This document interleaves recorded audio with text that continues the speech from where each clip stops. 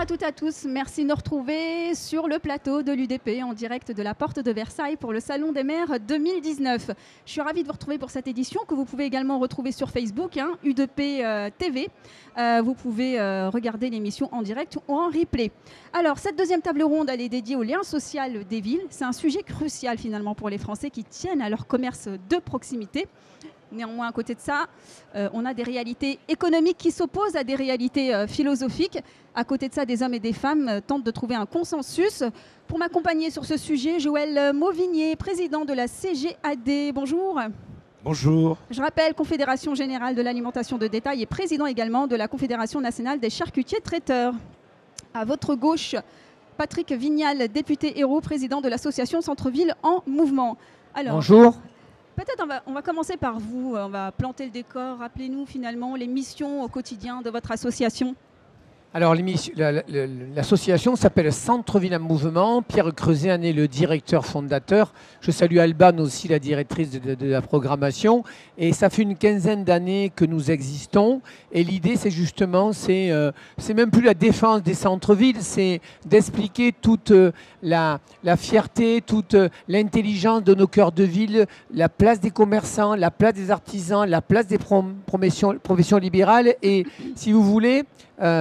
le centre-ville, ce n'est pas de l'irréel, c'est de l'humain, c'est du réel. Et donc on se bat, on a fait 15 assises, la dernière c'était à Pau. Je vous annonce une très bonne nouvelle, nous ferons les assises européennes à Strasbourg les 10 et 11 juin 2020. On invitera bien sûr l'UDP pour justement les problématiques des cœurs de ville. Ce n'est pas uniquement national. Vous savez que vous avez plus de 1000 villes qui sont de véritables mouroirs le soir. Et donc on va avoir l'expertise et l'expérience des grandes villes d'Europe. Et on proposera aussi une PAC des cœurs de ville et une PAC des centres-bourgs. Alors, je vais commencer déjà par vraiment aborder le cœur du sujet avec vous, Joël Mauvigné. Finalement, on reproche, en tous les cas, les municipalités se plaignent de la désertification des centres-villes, mais parallèlement à ça, c'est ça qui est paradoxal, c'est que c'est elles qui donnent les accréditations finalement pour l'implantation de ces grands centres commerciaux. Comment vous expliquez ce paradoxe? Alors l'expliquer, si je remonte un peu l'histoire, il y a 30-35 ans, il y a eu des communautés urbaines qui ont été montées et on a privilégié de décentraliser tout l'aspect commercial dans ces villes hors agglomération, de manière, à l'époque, il y avait la taxe professionnelle. Et c'est la taxe professionnelle parce que là, le maire, il y voyait un moyen lucratif et on a été exclus. Maintenant qu'est-ce qui se passe au centre-ville, alors que c'est les commerces de proximité, que ce soit les métiers d'alimentation, mais aussi les professions libérales, elles ont tout un sens. Et aujourd'hui, il n'y a aucune concertation pour nous faire revenir. Quand il y a des propositions, c'est à des prix exorbitants pour revenir. Et il est évident qu'en même temps, là je vais un petit peu prêcher pour ma paroisse, pour les métiers de bouche, mais si vous mettez un boulanger d'un côté d'une ville, de l'autre côté un boucher charcutier, etc., le consommateur, aujourd'hui, il faut qu'il y ait un lien qui puisse faire ses courses rapidement et en autonomie. Et donc, qu'est-ce qui se passe? Le seul moyen, c'est de faire venir des petites supérettes qui sont issus des grands groupes, Carrefour, etc., à l'intérieur, parce que c'est plus facile. Et en même temps, il n'y a pas besoin de concertation. C'est ça le problème. Et ce que je dirais tout à l'heure aux députés, c'est qu'à un moment donné, il faut qu'il y ait une concertation entre les élus et bien entendu ceux qui sont au centre de l'activité. Parce que finalement, in fine, tout ça, ça suscite quoi? Ça suscite une déception de la part finalement des citoyens vis-à-vis de leur municipalité. Comment on fait de votre point de vue pour passer d'une posture de défiance à une posture de confiance? Alors effectivement, le président le disait, les années 80, les gens sont sortis des villes. Ils voulaient leur petite maison, la piscine Sévillor et le barbecue. Il y avait cette demande. Aujourd'hui, le baromètre que nous avons fait avec Clear Channel, le CSA et l'association a prouvé que les gens veulent revenir au centre-ville. Avant de faire du commerce, il faut des habitants. Vous avez beau mettre les commerces du monde entier, s'il n'y a plus d'habitants avec de la valeur ajoutée, ça ne fonctionne pas. Donc avec l'UDP, on s'est battu effectivement d'abord sur un moratoire des centres commerciaux.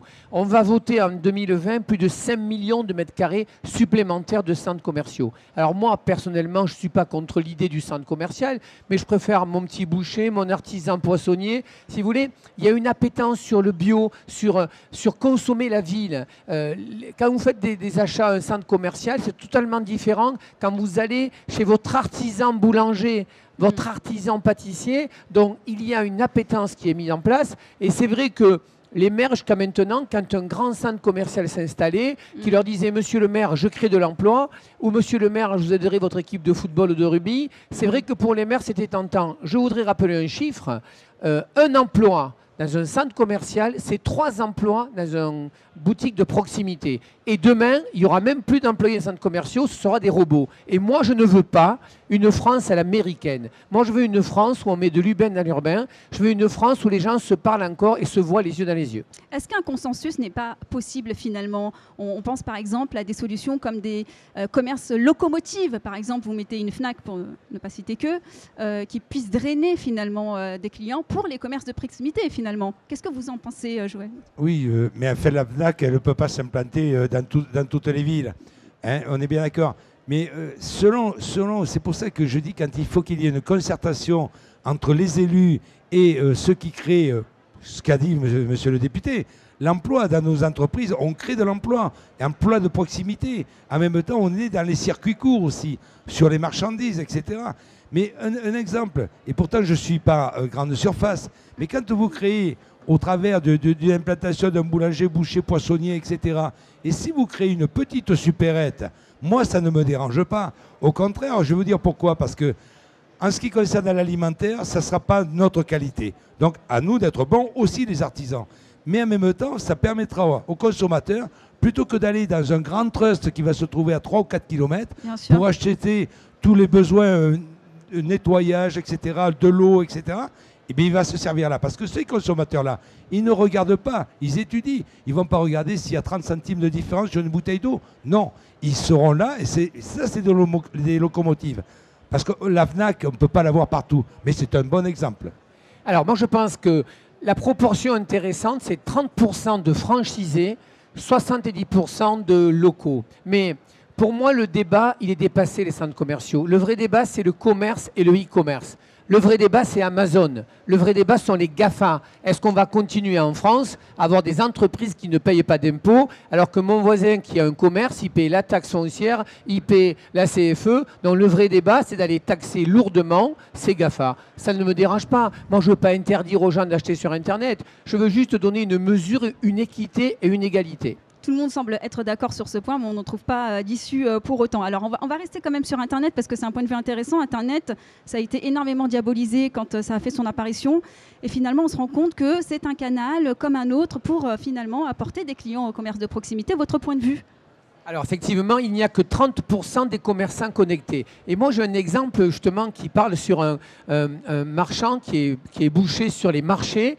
Il fait 70% du chiffre parce qu'il a pris les mails et les SMS de ses clients et les gens s'arrêtent, ils commandent par SMS, ta côte de bœuf est prête et ils passent. Donc il faut qu'on soit capable d'accompagner cette transformation numérique en matière de commerce. Mais ne demandez pas à un commerçant, un artisan qui passe 12 heures dans sa boutique, le soir de rentrer chez lui et de faire des promotions. Par contre, on peut créer des offices de commerce. On peut travailler, par exemple, on en parlait avec le président, on a Laurent Grand-Guillaume, ancien parlementaire, a monté Territoire zéro chômage longue durée. Il y a plein de gens qui voudraient bosser, qui pourraient accompagner les artisans. On pourrait monter ces sociétés, si vous voulez, avec les chambres de métiers et de commerce pour faire le lien, ce que font les grands groupes et que, par exemple, à 18h, vous avez des tartes aux fraises, vous faites 30% à vos clients. Je connais des coiffeurs à Paris, à 16h, ils ont fait leur recette et ils font à leurs clients privilégiés une promotion. C'est ce que font les grands groupes. Allons prendre l'excellence des grands groupes. Mais Patrick Vignal, est-ce que ces commerçants de proximité sont soutenus actuellement, à ce jour, par les municipalités ou autres, dans leur démarche d'aller un peu plus loin dans le e-commerce? Parce qu'en avoir envie, c'est une chose, mais quand on est un petit commerçant avec peu de moyens et peu de connaissances, parce qu'il faut s'y connaître aussi, hein, est-ce qu'il y a un soutien de ce point de vue? Alors écoutez, c'est la période, on est en élection municipale où ça commence les élus, j'en fais partie. On rase gratuit, c'est le moment. Donc moi je dis aux commerçants, aux artisans, au monde associatif, allez bousculer vos maires, je vous enverrai mon baromètre. 91% des Français veulent qu'on s'occupe de leur cœur de ville. Donc c'est le moment d'aller faire les courses. Chez les candidats, il faut remettre de l'humain dans l'urbain. Et je pense que c'est le moment pour le faire. Joël Mauvigny. Monsieur le député, vous citez 91%, ok. tout le monde, 91% disent qu'il y a nécessité d'avoir des commerces de proximité, que les artisans, tout ça, ils ont toute la valeur ajoutée, etc. Mais par contre, vous n'avez même pas 30% qui viennent dans nos boutiques. Même si je disais encore dernièrement que nous avons une recrudescence de nouveaux consommateurs. Mais au bout du bout, hein, on n'est pas encore arrivé à ces 91% qui viennent. Vous êtes exigeant, Monsieur le Président, vous avez raison. En fait, premier débat, remettre de l'humain dans l'urbain, donc avoir une fiscalité particulière sur les habitations et virer à coups de pied aux fesses les marchands de sommeil. Deuxième, le parking. Pourquoi les centres commerciaux ont 2 heures de parking et pourquoi on doit payer en centre-ville? Troisième, la sécurité. Une ville qui n'est pas sécurisée, les gens ne veulent pas acheter. Quatrième, la propreté. Et cinquième, enfin, la fiscalité. Il faut que vous ayez une fiscalité particulière pour encourager le commerce proximité. Avec ces 5 ingrédients, moi, je peux vous dire que les gens reviendront consommer la ville. Joël Mauvigné, on va traiter d'un sujet épineux. Votre point de vue, d'ailleurs à tous les deux, hein, sur l'ouverture le dimanche des petits commerces. Mais tout simplement, c'est non. Petit commerce ou grande surface? Oui, voilà. Allez, les deux. Allez, les deux. Mais non, mais ce qui est valable pour les uns doit être valable pour les autres. Voilà, alors moi, tout. j'ai une petite différence, monsieur le Président. C'est pas la même chose, hein. Ma côte de bœuf de dimanche matin, je peux l'acheter. Alors, le dimanche. Mon pain, je peux l'acheter. Le matin, hein. Oui. Alors, exactement. L'ouverture jusqu'à 13h, on est d'accord, bien entendu, parce que ça fait partie du système. Mais le dimanche après-midi, la fermeture, pour moi, elle est valable pour tout le monde. Voilà. Alors moi qui suis un député LAREM, je confirme aussi, comme le président, il faut quand même avoir un peu de temps. Vous savez, il y a une crise sociale en ce moment. Les gilets jaunes, ils vont sur les ronds-points parce qu'on n'a pas été capable que la République arrive à faire en sorte qu'ils se soient intégrés. Donc le dimanche après-midi, c'est bon. Et puis moi, je n'ai pas toujours envie d'avoir que des machines pour acheter mon pain ou une bouteille de vin. Donc oui, on est contre effectivement l'ouverture toute la journée. Après, par contre, d'avoir un commerce de proximité le dimanche matin, je pense que c'est important. Alors, Patrick Vignal, on va rester avec vous. Vous avez organisé l'an dernier donc, les Assises nationales du centre-ville. Qu'est-ce qu'il en est ressorti concrètement de ces débats? Alors bon, ces assises, chaque année, ça réunit à peu près 1 millier d'élus et de formations syndicales et politiques. Et c'est vrai que ce qu'il en sort, en fait, à les observatoires, c'est que vraiment, hein, je le dis, on va gagner la bataille. On ne va pas gagner la bataille, nous, la classe politique. C'est les Français qui veulent, effectivement, je vous l'ai dit, revenir dans les cœurs de ville, mais c'est aussi la mobilité, c'est le déplacement, c'est les tramways, c'est les espaces verts, c'est le bio. Donc je pense que nous sommes peut-être d'ailleurs décalés, les politiques, comme d'habitude, par rapport à la demande de la société. C'est bien de le reconnaître, c'est très honnête de votre part. Vous savez, j'ai une vie à part la politique, donc j'aime bien dire les choses. J'aime bien ma liberté tout en étant fidèle. Et puis je ne vis pas de ça, donc je suis assez tranquille.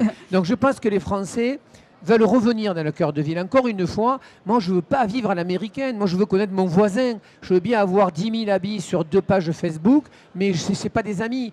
Mon meilleur ami, c'est mon voisin. On a un problème d'intergénération, on a un problème de solidarité, on a un problème de chaîne de solidarité. Qui mieux que le cœur de ville peut le faire? Personne. Vous imaginez ces lotissements infâmes en France, où les gens ne se connaissent pas, où il n'y a pas un boulanger au pied de l'immeuble, où il n'y a pas un bureau tabac. Donc il faut redonner de la vie, c'est ce humain dans l'urbain, et on doit le faire parce que c'est une exigence. Alors Joël Mauvigné, il y a 2 mots qui sont revenus dans cette table ronde, l'humain, mais aussi la qualité. Finalement, on se rend compte aujourd'hui, c'est une réalité, les clients, les consommateurs ne font pas toujours la différence entre un produit industriel et un produit de qualité. Votre point de vue pour rendre finalement, déjà votre point de vue, comment rendre plus visible et plus attractif ce travail de qualité? Alors, déjà l'humain chez les artisans, chez les commerçants, ça existe. Parce que de toute façon, les statistiques le disent, il n'y a pas beaucoup de turnover dans nos salariés. Donc s'il n'y avait pas d'humain, ça n'existerait pas. En même temps, l'humain chez un commerçant, ça fait partie de l'ADN. Si vous recevez quelqu'un et que vous n'avez pas, si vous ne savez pas dire bonjour, si vous ne le recevez pas avec le sourire, ben vous ne devez pas être commerçant. Deuxièmement, sur la qualité. Sur la qualité, ben aujourd'hui, le consommateur, quand il rentre dans nos boutiques, il demande quoi? Mais l'accueil, ce que je viens de citer. Deuxièmement aussi, c'est la traçabilité des produits. Traçabilité, ça veut dire qualité automatiquement. Est-ce qu'elle est suffisante aujourd'hui, cette traçabilité sur la qualité, bien sûr? Oui, elle est quand même assez suffisante parce qu'en France, il faut arrêter de laver plus blanc que blanc. Hein, on est bien d'accord. Là, il va falloir quand même qu'à un moment donné, on arrête et que les députés comme M. Vignal nous aident. Non, mais ils nous aident et il en est conscient. Parce que quand on regarde dans l'Europe, qu'est-ce qui se fait? Même en Allemagne, ils ne sont pas à notre niveau. Bon, donc après, il est évident que, en ce qui concerne de faire la différence entre les produits industriels et les produits artisanaux, oui, mais alors là, c'est un travail, bien entendu, de la CGAD, mais surtout des organisations professionnelles. On a des messages à faire passer. Et puis après, c'est au commerçant lui-même à vanter un petit peu sa marchandise. Vous voyez? Donc, on ne peut pas aider. Ce n'est pas les politiques qui vont le faire. Il faut aussi savoir se vendre, comme eux, ils savent se vendre en politique. Très peu, Président. Alors, le vrai débat, le Président a raison pour deux choses.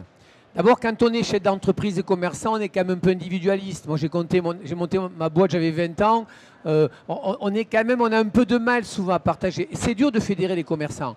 Et le deuxième point, ce que je retiens du président, si on est d'accord, c'est qu'il faut qu'on fasse évoluer les métiers. Si vous dites que votre enfant il a un bac plus 12 de musicologie, ça ne sert à rien. Si vous dites que votre gamin il est plombier ou artisan menuisier ou boucher, on a un problème de dévalorisation. Et moi, j'aimerais porter un projet de loi sur les CFA. Pas centre de fondation d'apprentis, mais centre de formation d'étudiants. Parce que travailler avec ses mains, c'est du concret. Et ça, je pense qu'en France, il faut qu'on soit conscient de cela. Mais est-ce que les parents n'ont pas une responsabilité là-dedans? Complètement, c'est la société. On a un souci effectivement avec les métiers de l'artisanat, les CAP que vous avez cités, etc. Est-ce que les parents n'ont pas un rôle à jouer finalement, à toujours orienter leurs enfants faire...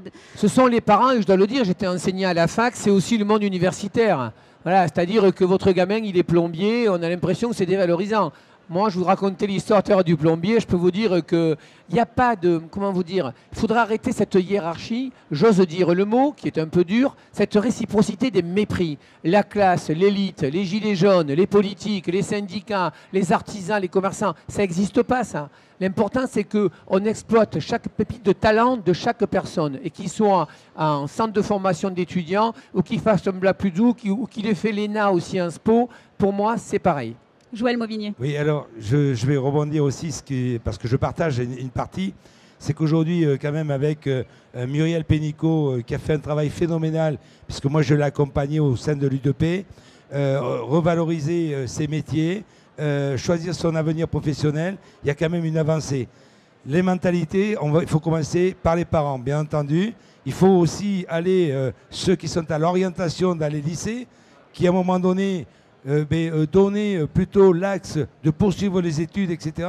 Donc les mentalités ont changé. Le premier statistique qui est tombé, c'est quand même 8% de plus à la rentrée. Donc on est dans cette phase. Mais du jour au lendemain, on ne pourra pas tout changer. Donc c'est revaloriser les métiers manuels, parce que moi j'ai toujours dit que ce n'était pas une voie de garage, c'était une voie de réussite. Parce que pour moi, manuel, vous savez, j'ai toujours comparé un carrossier, un plombier, etc., un chirurgien. Et à mon métier, parce que si vous n'avez pas une tête, vous ne ferez pas fonctionner vos mains. Donc aujourd'hui, ça change, et j'espère qu'on va revenir sur une mentalité que nous avons vue, qui sont en Suisse ou en Allemagne, où l'apprentissage, c'est vraiment une voie de réussite, et ils sont heureux. Par contre, je suis d'accord avec monsieur le député que le statut peut-être d'apprenti, il faudrait le mettre pour tout le monde au niveau de l'étudiant, parce qu'il continue quand même à étudier.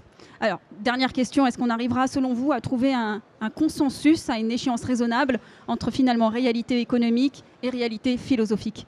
Oui, je pense qu'on y arrivera. D'abord, c'est la société qui le veut déjà. Et puis bon, quand même, on traverse quelques turbulences en ce moment. C'est le moins qu'on puisse se dire. On a une France de territoire, une France fracturée, une France des métropoles, une France parisienne. Et je veux dire cela, et c'est la faute du politique, ou ça sera la commande du politique à faire en sorte que, pour continuer à réformer, il faut qu'on soit apaisé. On ne peut pas réformer un pays s'il n'y a pas une forme d'apaisement, une forme d'échange et de dialogue. Et j'ose le dire, il y a eu 40 ans de lâcheté politique, donc on part de loin. Et on a besoin aujourd'hui d'avoir des syndicats, d'avoir le monde associatif. On a besoin, si vous voulez, pour faire société, il faut d'abord que chacun puisse poser les armes. Et aujourd'hui, la société est tendue. Donc moi, je reste convaincu d'une chose, c'est que les gens veulent se retrouver avec Internet, justement, avec Instagram, WhatsApp. Enfin, regardez, allez dans un restaurant, les gens ne se parlent plus. Il y a 4 personnes, il y a 4 smartphones. Plus personne ne se parle. Donc, nous, notre rôle, c'est que les gens commencent à se parler. On va interdire les téléphones à l'entrée des restaurants. Il existe déjà, il y a des restaurants qui interdisent. Joël Mauvigné, le mot de la fin. Non, mais c'est vrai, là, je ne peux que partager. Les mentalités sont en train de changer. Il faut s'adapter. Mais on revient à ce qu'on a dit tout à l'heure, c'est l'humain entre nous, quoi. Et on s'en sortira qu'à ce niveau-là, dans le dialogue, etc. Voilà. Et c'est vrai que moi, si j'ai des gens à ma table qui sont au smartphone, ben, je leur dis de dégager. Parce que c'est abominable, on ne peut même plus discuter. Voilà. Merci. Merci pour vos interventions respectives. En tous les cas, nous étions en direct sur Internet, sur la page Facebook de l'UDP TV. Merci à vous, bien sûr, de nous avoir suivis. Et on se retrouve bientôt, toujours en direct de la porte de Versailles.